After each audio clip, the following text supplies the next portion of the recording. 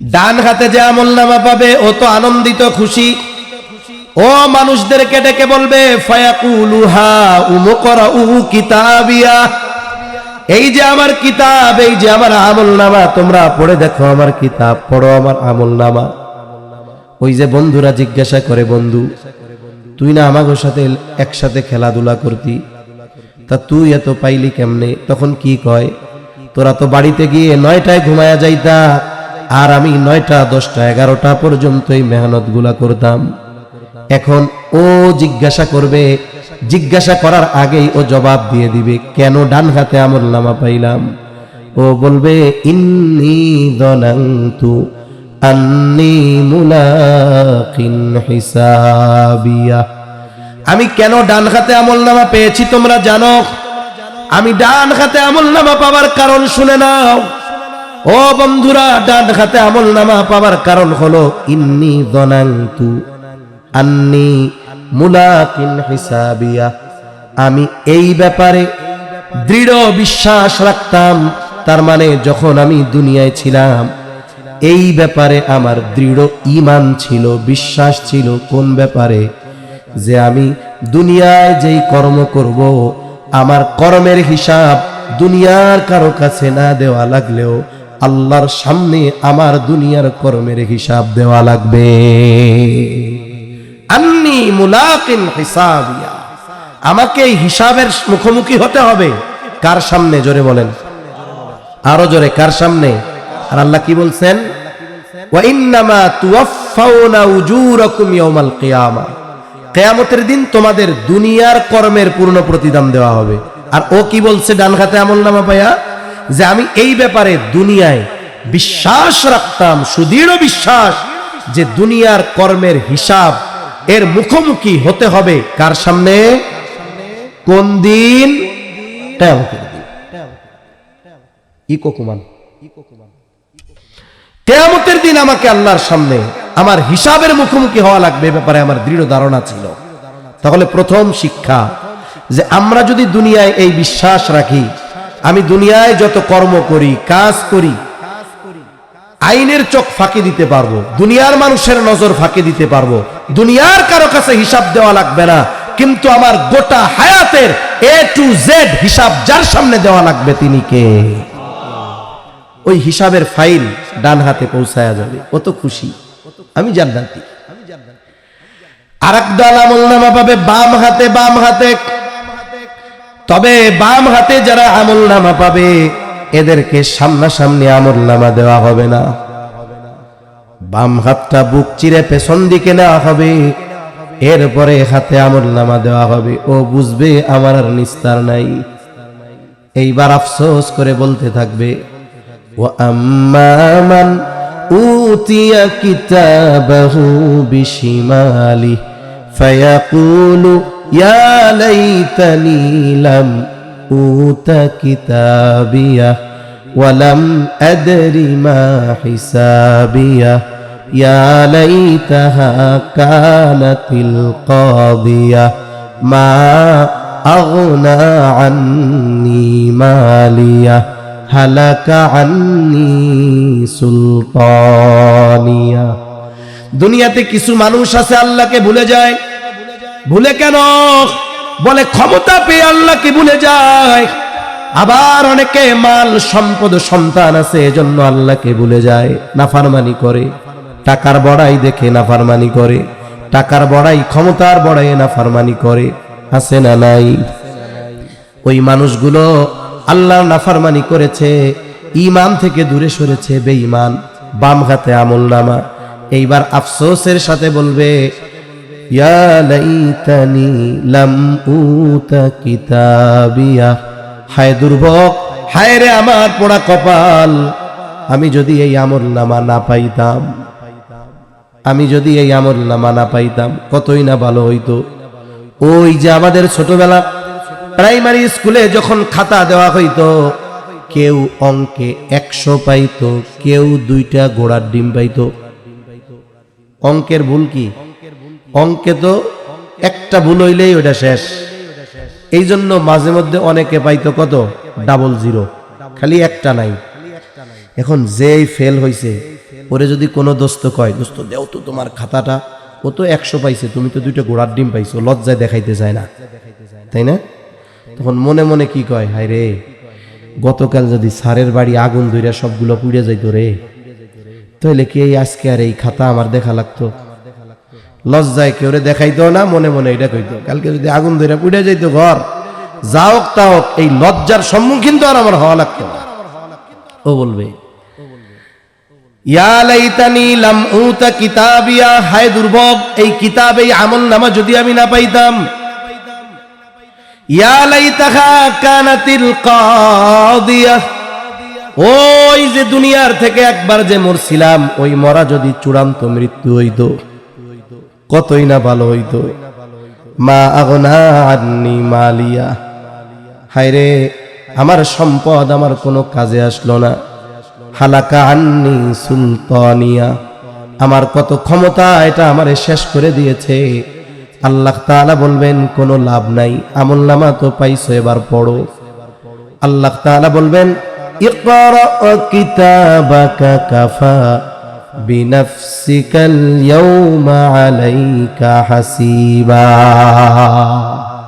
আল্লাহ তাআলা বলবেন, ইকরা কিতাবাক, তুমি পড়ো তোমার কিতাব, পড়ো তোমার আমলনামা, তোমার হিসাবের জন্য তুমি নিজে যথেষ্ট। তোমার আজকে কি প্রতিদান, ওই যে দিমু পূর্ণ প্রতিদান, তুমি কি পূর্ণ প্রতিদান পাবা, এই কিতাব পড়লে তুমি বুঝতে পারবা।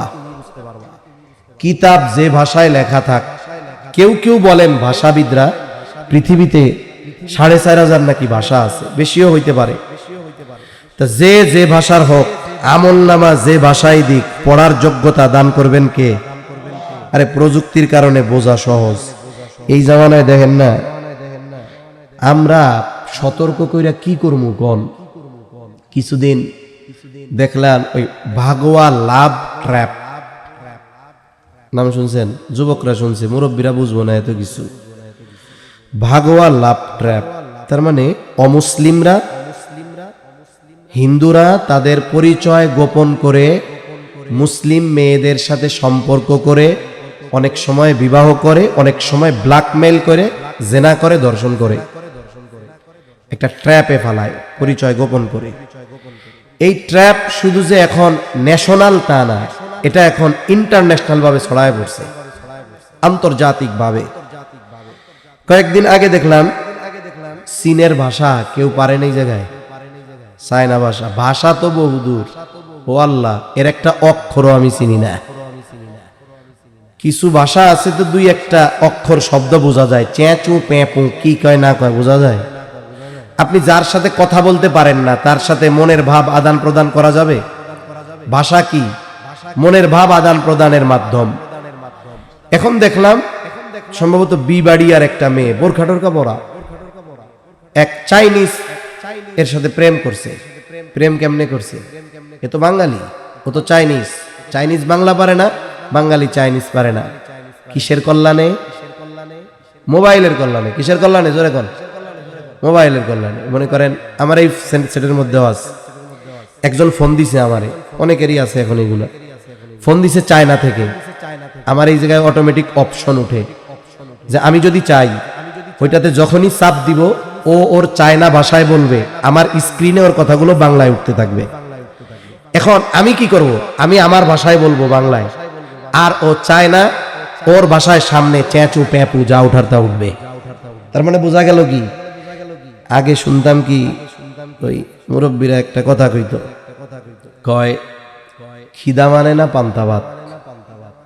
খিদা মানে না, মানে যখন খিদা থাকে তখন পান্তা ভাতও মজা লাগে। ও সেটছে জ্ঞান।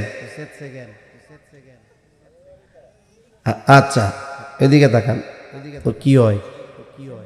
হ্যাঁ ঠিক আছে, তাইলে ঠিক আছে।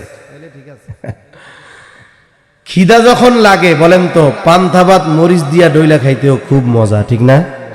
কিন্তু যখন আপনার পেট ভরা, আপনার সামনে মুরগির রোস্ট, কোরমা, পোলাও সব দিলে গ্রান শুকলেই বমি চলে আসবে।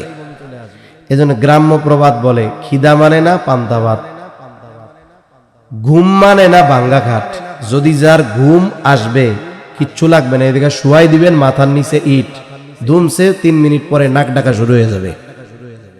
কিন্তু যদি তার ঘুম না আসে, যত আরামের বিছানা দেওয়া হোক ঘুম আসবে না।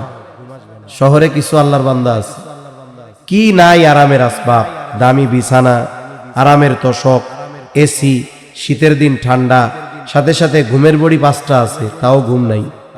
এই জন্য গ্রাম্য প্রবাদ বলে, ঘুম মানে না ভাঙ্গা খাট। এরপরে আর একটা কথা কয়, প্রেম মানে না জাত বেজাত। বুঝেন নাই? ও হলো জাতি চাইনিজ, শুয়ার, কুকুর আর কুত্তা খাওয়া লোক। মুসলমানের বাচ্চা ও ওর সাথে প্রেম শুরু করে দিচ্ছে। তো যে কথার থেকে গেলাম, এই প্রেম হইল কেন? এই প্রযুক্তির কারণে এক একজন মনের ভাষা আদান প্রদান করতে পারতেছে।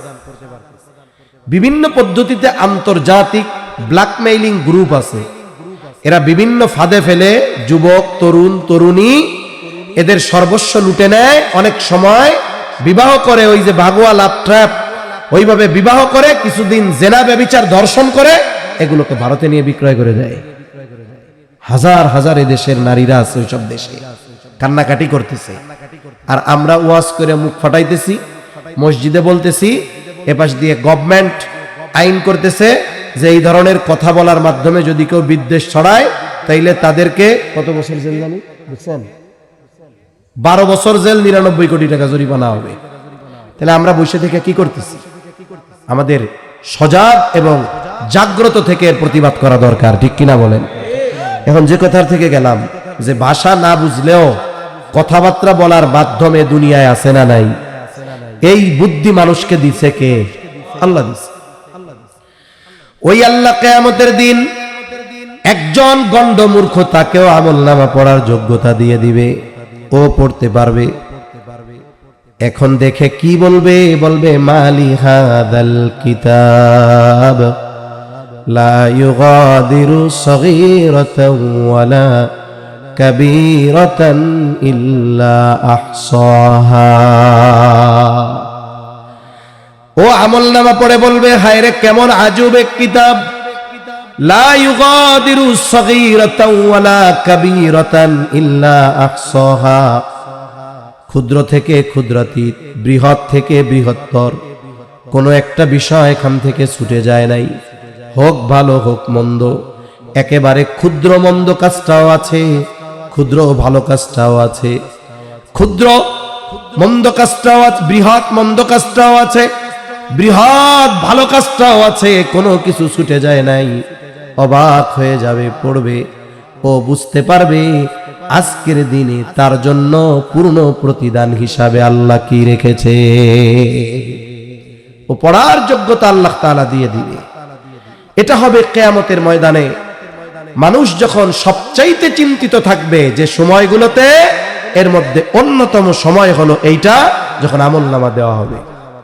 এখন বলেন, ওই দিন কি কেউ আমরা চাইবো যে আমার আপনার আমলনামায় পাপ থাক, গুনাহ থাক, অথবা আমলনামা আমি বাম হাতে পাই? এটা কি কেউ চাই আমরা? জোরে বলেন, কেউ চাই?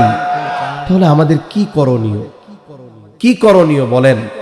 মৃত্যুর প্রস্তুতি নেওয়ার দরকার আছে না নাই? মৃত্যুর প্রস্তুতিতে থাকতে হবে। ডান হাতে আমলনামা পাবার কাজ আমাদেরকে করতে হবে, কিন্তু আফসোস আমরা কি সেই কাজ করতেছি? জোরে বলেন, করতেছি? তাহলে আমাদের পরকাল কেমনে সুন্দর হবে? যদি কাজ না করি, কবর থেকেই পানিশমেন্ট শুরু হয়ে যাবে। আখিরাতে তো আমাদের পূর্ণ প্রতিদান আছে। যদি ভাগ্য কারো খারাপ হয়, আমলনামা যদি বাম হাতে চলে আসে, তাহলে ঠিকানা তার জাহান্নাম। ভাগ্য যদি সুপ্রসন্ন হয়, এই দুনিয়ায় একটু ভালো কাজ যদি আমরা করি, তাহলে আমার ঠিকানা তো জান্নাত, আমলনামা ডান হাতে, ঠিক কিনা বলেন? এজন্য দুনিয়া সাজাবো কেমনে? বলে 3 প্রশ্নের আলোকে। কয় প্রশ্নের আলোকে? জোরে বলেন। একটা হাদিস পড়ছিলাম, আলোচনা অন্যদিকে নিতে চাইছিলাম, কিন্তু ওই দিক থাক, আমরা এই বিষয়গুলো নিয়েই শেষ করি। 3 প্রশ্নের আলোকে জীবন সাজাতে হবে। কোন 3 প্রশ্ন?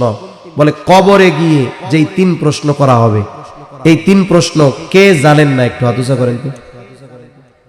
কবরে 3 প্রশ্ন করা হবে, সবাই জানেন? আলহামদুলিল্লাহ। শুধু আপনারা আমরা না, যদি কোনো অমুসলিম যে ধর্মের হোক, ওরে যদি জিজ্ঞাসা করেন জানোনি কবরে 3 প্রশ্ন করা হবে, হাদিসে আছে, ও বলবে খালি জানি, উত্তর সহ আমি জানি। দুনিয়ার পরীক্ষার সিস্টেম হলো যে লেখাপড়া করে পরীক্ষার হলে গেলে সে প্রশ্নের জবাব দিয়ে দিতে পারে। দুনিয়ার হলে 3 পদ্ধতিতে পাশ করা যায়। কয় পদ্ধতিতে? জোরে গণ। 3 পদ্ধতিতে। জোরে বলেন কয় পদ্ধতিতে? 3 পদ্ধতিতে। ওকে ওনার কাছে কিছু চাই নাকি? হ্যাঁ, কি চাই? কিছু চাই? চাইলে দিয়ে দেন। হ্যাঁ, জালাল আউযুবিল্লাহি মিনাশ শাইতানির রাজিম পড়া বুদেন। তাহলে দুনিয়ার পরীক্ষায় পাশ করা যায় কয় পদ্ধতিতে? বৈধ অবৈধ মিলা। একটা হলো একজন ছেলে ভালো মতো সব পড়ছে, যার সামনে পুরা বই চোখের সামনে, ওরে প্রশ্ন যা করা হোক ও জবাব দিতে পারবে কি পারবে না? তাহলে 1 নাম্বার পদ্ধতি, ভালোভাবে লেখাপড়ার মাধ্যমে পাশ করা যায়। 2 নাম্বার পদ্ধতি, পরীক্ষার আগে ওই ছাত্র কোনো লেখাপড়া করে না, পরীক্ষার আগের দিন সারা রাত বৈশা তাবিজ লেখে। তাবিজ লেখে বুঝেন কি গন্ধ? নকল লেখে, নকল। ওরা নেওয়ারও পদ্ধতি জানে। হলের মধ্যে যায়, যেই প্রশ্নগুলো আসে আর চিন্তা করে আনছি নাকি তাবিজ। এবার বন্ধুরে কই, বন্ধু লাইগা গেছে, জানছি সব আইছে। ও নকল করে পাশ করে। 3য় পদ্ধতি, এটা হলো সুপারম্যান বলা চলে। এই যোগ্যতা যার। কিছু শিক্ষার্থী আছে, পরীক্ষা যেহেতু দিয়েছি আমি দেখেছি, মাদ্রাসায়, আমাদের কমি মাদ্রাসায় সুযোগ কম, আমি আলিয়া থেকে পরীক্ষাগুলো দিছি কামেল পর্যন্ত। তো কিছু ছাত্র আছে ও মাদ্রাসায় পরীক্ষা দেয়, সারা জীবন কিছু পড়ে নাই। আল্লাহ এদের কি যোগ্যতা দিছে, ওর চোখ এক জায়গায় আর কলম আর খাতা এক জায়গায়, ওর চোখ আর এক জায়গায়। মানে ওর খাতা ওর দেখা লাগে না, ও আর একজনেরটা দেখে ওর হাত অটোমেটিক খাতার মধ্যে লেখা হয়ে যায়। এরকম কিছু যোগ্যতা সম্পন্ন ছাত্র আছে না? আর একজনেরটা দেখা পাশ করলো। এখন এক্সামিনার যিনি খাতা দেখবেন, তার কি বোঝার উপায় আছে যে ও কোন পদ্ধতি অবলম্বন করছে? এক্সামিনার উত্তরের আলোকে ওরে পাশ করায় দিবে। নকল কইরা করুক, আর একজনেরটা দেখা করুক, আর লেখাপড়া কইরা করুক। কিন্তু কবরের যেই 3 প্রশ্ন, এটা মুখস্থ করলে জবাব দেওয়া যাবে না। কেউ যদি চিন্তা করে এই 3 প্রশ্ন এমন ভাবে ঠটস্থ করব, হাদিসের মধ্যে আসছে কবরে রাখার পর মানুষ যখন কিছু দূরে চলে যাবে, আমাকে প্রশ্ন করার জন্য ফেরেশতা চলে আসবে, মুনকার নাকির। আমারে আয়েশা জিজ্ঞাসা করার আগে আমি টপ টপ করে কমু, প্রশ্ন এই জবাবেই। এই চিন্তা কইরা যদি সে মুখস্থ করে, বলেন তো কাজ হবে নাকি? অথচ সে যদি বলে, আবার যদি ওসিয়ত করে যায় সন্তানদেরকে, ও আমার সন্তান, কবরে 3 প্রশ্ন করা হবে, ফেরেশতা আসবে, ভুলা যায় কিনা তার ঠিক আছে নাকি? এক কাজ কইরো, প্রশ্ন 3টা একটা কাগজে লেখা কাফনের মধ্যে দিয়ে দিও, নকল নিয়ে যাবে। বলেন তো জবাব দেওয়ার উপায় আছে নাকি? কেন নাই? কারণ দুনিয়ার প্রশ্নের জবাবের সম্পৃক্ততা ওইগুলার সাথে, আর কবরের 3 প্রশ্নের জবাবের সম্পৃক্ততা দুনিয়ার কর্মের সাথে, দুনিয়ার আমলের সাথে সম্পৃক্ত ওই 3 প্রশ্নের জবাব। এজন্য আমরা যদি দুনিয়ায় ওই 3 প্রশ্নের আলোকে দুনিয়ার জীবন সাজাই, কোন ব্যক্তি কানে শুনে না, বধির আছে না, কানে শুনে না, বোবা, কথা কইতে পারে না। অধিকাংশ বোবা যারা, এরা কানে শুনে না, বধির থাকে। এই বোবাদেরও ভাষা আছে, বাংলাদেশে মাদ্রাসা আছে, কথা কইতে পারে না, কানেও শুনে না। ওদের জন্য মাদ্রাসা আছে, একটা সাংকেতিক ভাষা আছে, ওই ভাষায় ওরা কোরআনের হাফেজ হয়। সুবহানাল্লাহ বলেন। এখন ও জীবনে শুনে নাই, কারণ ওর তো কানেই শুনে না, কিন্তু ও যে কোনো পদ্ধতিতে এই 3 বিষয়ের উপরে দুনিয়ায় আমল করছে। ও তো আখেরাতে কামিয়াব, ও তো আখেরাতে সফল। এখন এই 3 প্রশ্ন কি? 1 নাম্বার প্রশ্ন, মার রব্বুকা, তোমার রব কে? জোরে বলেন তো, আমাদের রব কে? রব মানে কি জানেন? রব মানে সোজা হলো যিনি দেন আমাদের সব। তিনি হলেন কে? রব, যিনি দেন সব। প্রয়োজন যেটা চাওয়া লাগে না, বিনা চাওয়ায় অতি প্রয়োজনীয় জিনিস আমাদের সহজে যিনি দেন তিনি কে? আমার আপনার রব এমন রব যেটা আমার আপনার জন্য সবচাইতে বেশি জরুরি, ওইটা আল্লাহ সবচেয়ে সহজে আর বেশি দেয়। আমরা কি মনে করি? যে বেকার ও মনে করে আমার চাকরি দরকার রে, যার খাবারের অভাব ও মনে করে আমার খাবার দরকার রে। ওরে ভাই, আরে মানুষের কাছে অভাবে পড়লে প্রতিবেশী আত্মীয় স্বজনের কাছে গেলে এক দুই বেলা খাওয়াবে। চাকরি আজ না হোক, তুমি চাকরি না পাইলা কিছু কাজ করতে পারবা, কিন্তু বলেন তো যদি অক্সিজেন না পাই কয় ঘন্টা বেঁচে থাকবো? অক্সিজেন ছাড়া 5 মিনিট বেঁচে থাকা সম্ভব? তাহলে বেঁচে থাকার জন্য যেই জিনিসগুলো সবচেয়ে বেশি দরকার, এর মধ্যে যেটা দরকার সেটার নাম অক্সিজেন। আল্লাহর নিজাম এটা। হায়াত তো আছেই, সাথে সাথে যেই আসবাবগুলো আল্লাহ বেঁচে থাকার জন্য নির্ধারণ করছেন, এর মধ্যে সবচাইতে গুরুত্বপূর্ণ কি?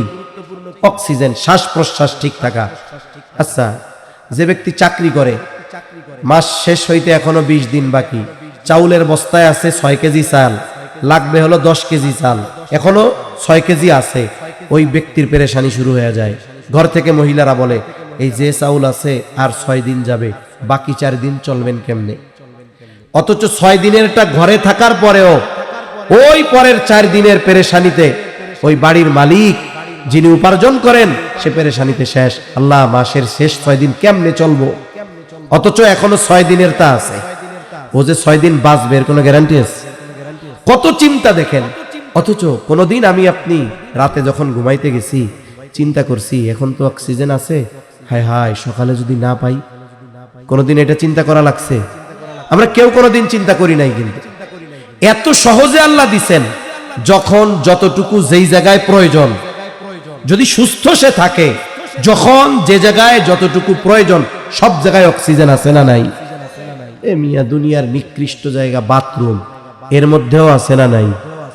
তাহলে যেই জায়গায় যখন প্রয়োজন, আমি আপনি ঘুম আর নাউমুকাল মাউত, কিন্তু অক্সিজেনের লাইন চালু রাখছেন কে? তাহলে রব তো তিনি, বান্দার জন্য যেটা সবচাইতে জরুরি, সবচাইতে দামি, ওইটা উনি আমাকে আপনাকে বিনা চাওয়ায় বিনা দরখাস্তে অতি সহজে সেটা যিনি দেন তিনি কে? যেই রব এটা দেয় সেই রব মনে হয় অন্য কিছু দিতে পারে না। তাহলে কেন ওই রবের নাফরমানি আমরা করি? শুধু মুখ দিয়ে বললে হবে আল্লাহ আমার রব? জোরে বলেন, আল্লাহ আমার রব বললে হবে?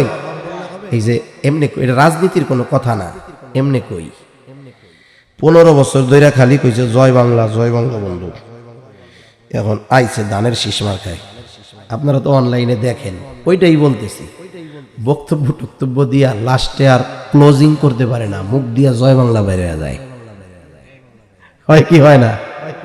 এখন বলেন তো, এই যে মিছিল মারলো, ও যে বাস্তব কথা, ওর মুখ দিয়া বাইরে হইছে আসলটা।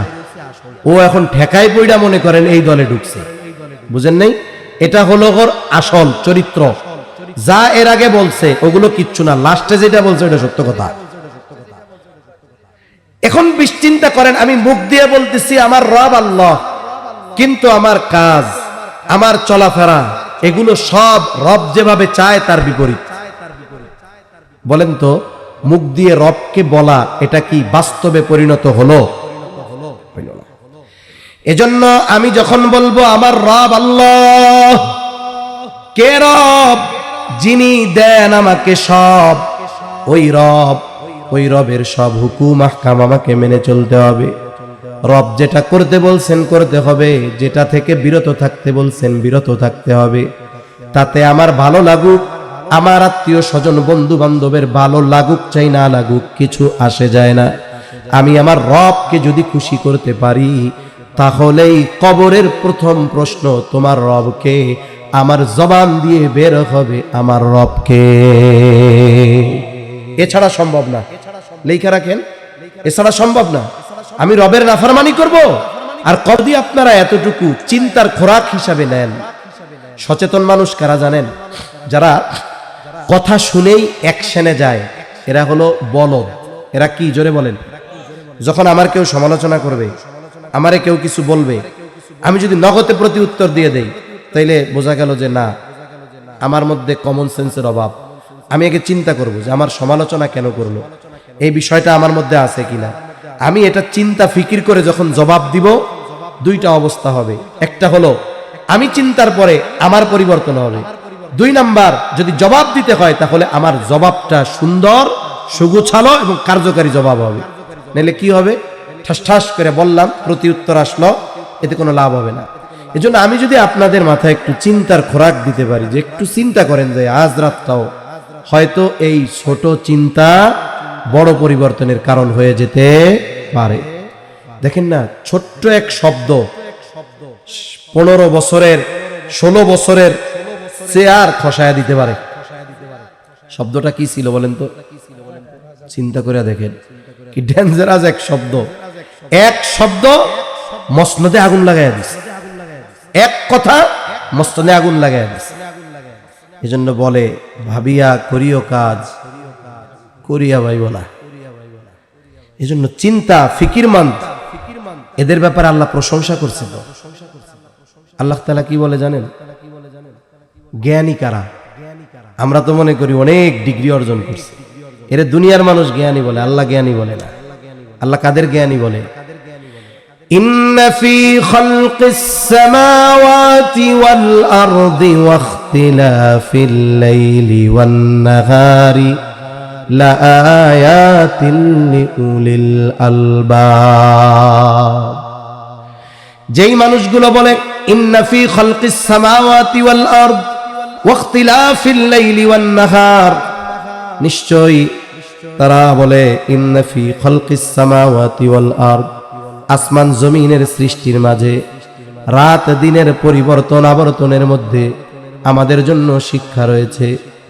আল্লাহ তাআলা বলেন লাআয়াতিল লিউলিল আলবাব, এগুলো হলো জ্ঞানীদের নিদর্শন, যারা রাত দিনের পরিবর্তন, আসমান জমিনের সৃষ্টি এগুলো নিয়ে চিন্তা করে। সাথে সাথে বলে রব্বানা মা খালাকতা হাযা বাতিলা, আমাদের রব এগুলো অনর্থক সৃষ্টি করেন নাই, কারণ আছে।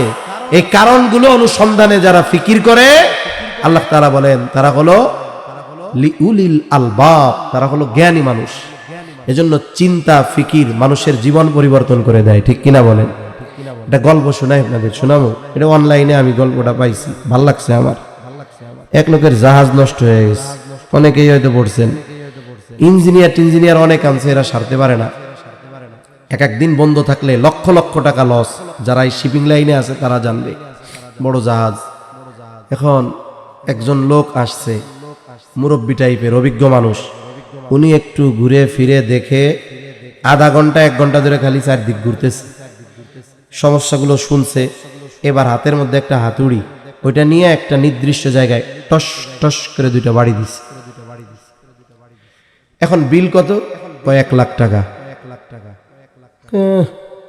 হাতুড় দিয়ে 2টা বাড়ি দিছে, এটার দাম 1 লাখ। এটা তো সর্বোচ্চ আপনার 5,000 টাকা দেওয়া যায়। কই শোনো, বাড়ির দাম 5,000, কিন্তু এই যে এতক্ষণ ভাবছি এর দাম 95,000। বুঝেন নাই? এই যে বাড়ি 2টা দিছি, এটার জন্য আমার 1 ঘন্টা ভাবা লাগছে। এর আগে তো বহুত জন্য দেখাইছো, কাম হয় নাই কেন? তারা পারে নাই কেন? আমি তো 2 বাড়ি দিয়ে ঠিক করছি, এটা আমার ক্রেডিট, যোগ্যতা।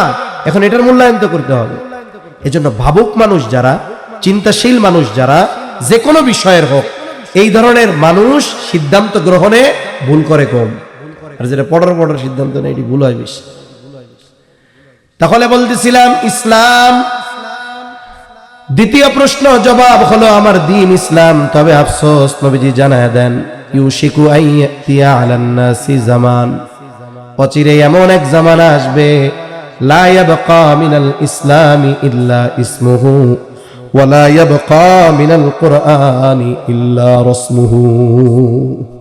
অচিরে এমন এক জামানা আসবে, যে জামানা ইসলাম নামে থাকবে, বাস্তবে আমলে ইসলাম থাকবে না।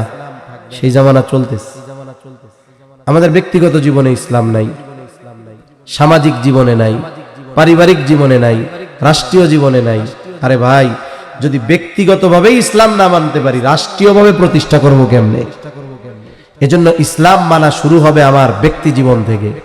আমি যদি মানি, আমারটা দেখে আমার পরিবার মানবে, একসময় সমাজ মানবে, দেখবেন আস্তে আস্তে সমাজের মানুষ, একাধিক সমাজের মানুষ যখন মানবে, একটা গ্রামের মানুষ তারা ইসলামী অনুশাসনের মধ্যে চলে আসবে ইনশাআল্লাহ।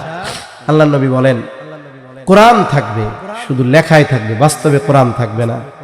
এখন দেখুন কোরআন তিলাওয়াত যতটুকু হয়, আমল তো বহুদূর। আগে তো 20-25 বছর আগে প্রত্যেক বাড়িতে ফজরের পরে কোরআন তিলাওয়াত হইত, আমল এক পাশে রাখেন, এখন তিলাওয়াতও নাই। ভুল বললাম না ঠিক বললাম? তিলাওয়াতও নাই। এজন্য কোরআনটা তিলাওয়াত করব। যাই হোক, কোরআন তিলাওয়াতের আওয়াজটা যদি ঘরে থাকে শয়তান দূর হবে, আল্লাহর রহমত বর্ষিত হবে।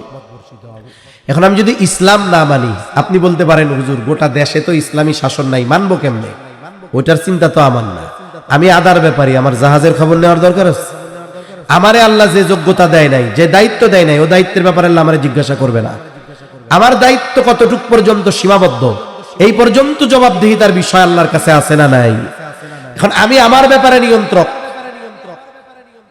আমি যদি ইসলাম না মানি তাহলে আল্লাহর কাছে জবাব দিতে হবে, তুমি ইসলাম মানো নাই কেন? আমি আমার পরিবারের অভিভাবক, আমার পরিবারকে আমি দ্বীনের উপরে চালাই নাই, ইসলাম মানাই নাই, আল্লাহর কাছে জবাব দিতে হবে কেন পরিবারকে ইসলাম মানাও নাই।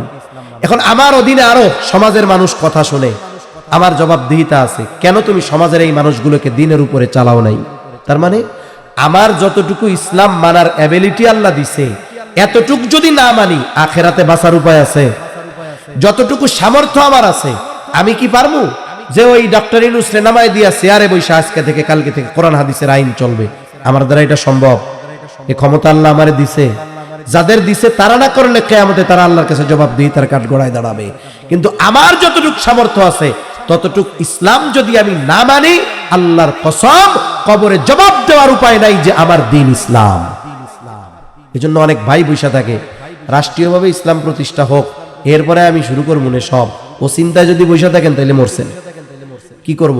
যতটুকু সামর্থ্য এতটুকু ইসলাম মানবো, বাকি বিষয়ের জন্য আমার অবস্থান থেকে প্রচেষ্টার দোয়া চালায় যাব যে আল্লাহ আপনি আমার এইটুকু সামর্থ্য দিয়েছেন, এতটুকু ইসলাম পালন করার ক্ষেত্রে আমি কোনো কার্পণ্যতা করি নাই, কিন্তু এর বেশি ক্ষমতা তো আল্লাহ আমারে দেন নাই।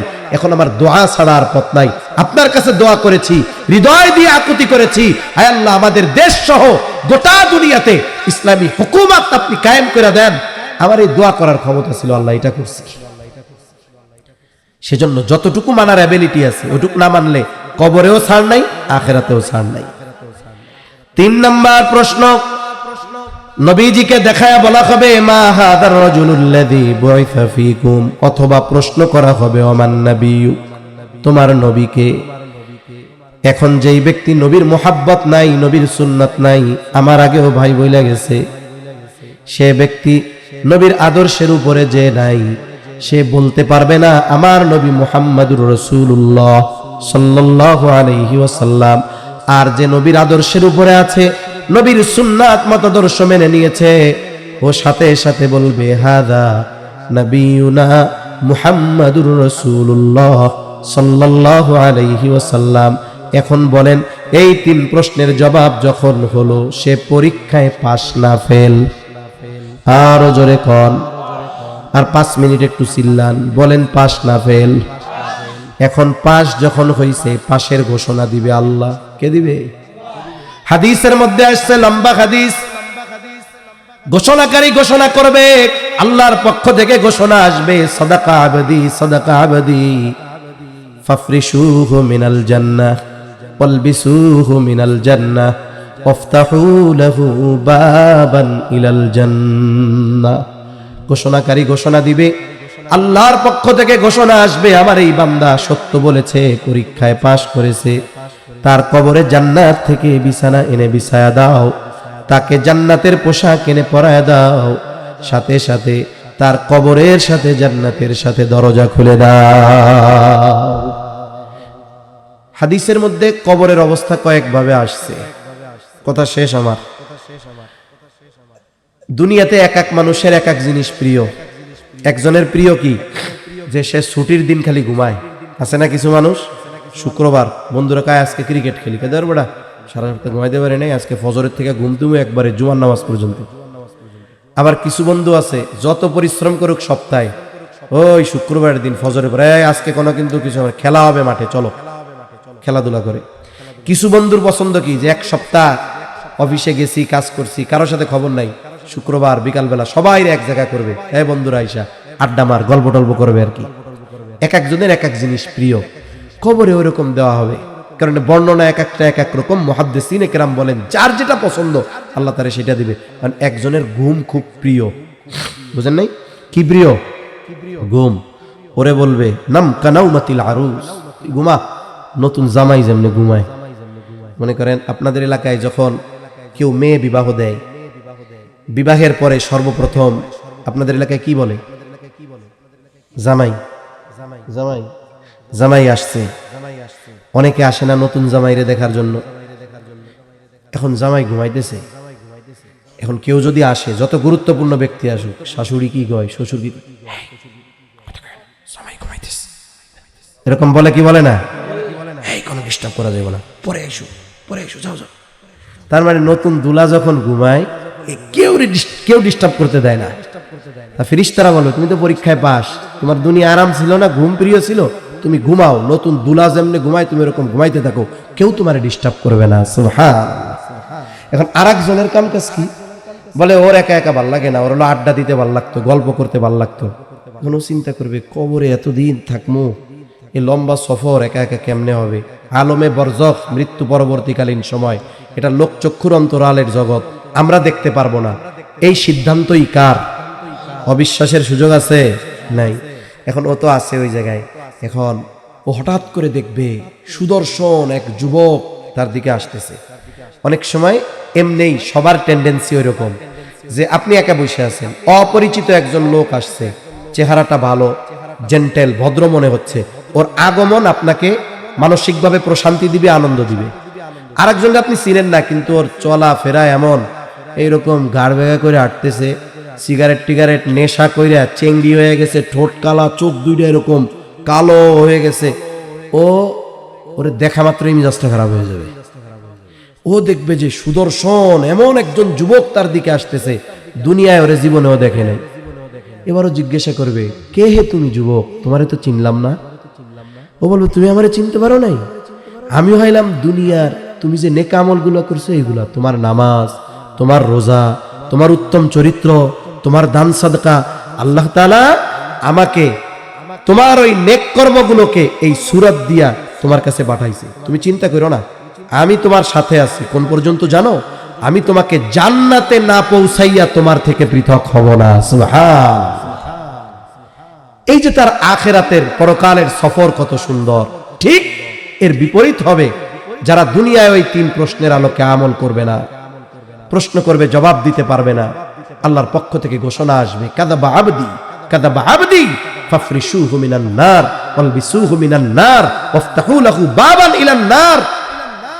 তো মিথ্যা বলছে, জাহান্নামের আগুনের বিছানায় না বিছায়া দাও, জাহান্নাম থেকে আগুনের পোশাক পরায়া দাও, জাহান্নামের সাথে তার কবরের সাথে দরজা খুলে দাও। ওই ব্যক্তির কবর হবে রাউদাতুম মিন রিয়াদিল জান্নাহ, জান্নাতের একটা বাগান, আর এর কবরটা হবে জাহান্নামের একটা গর্ত। এই অবস্থায় চলতে থাকবে। একটা সময় এই অবস্থার শেষ হবে। তবে যে আরামে থাকবে ও মনে করবে এটা মনে হয় জান্নাত, আর যে কষ্টে থাকবে ও মনে করবে এটা মনে হয় জাহান্নাম। আর এক গল্প মনে পড়ছে, শুনাই। টাইম যাইতেছে, অনেক কষ্ট হইতেছে নাকি? আমি জীবনে প্রথম সিলেট গেছি।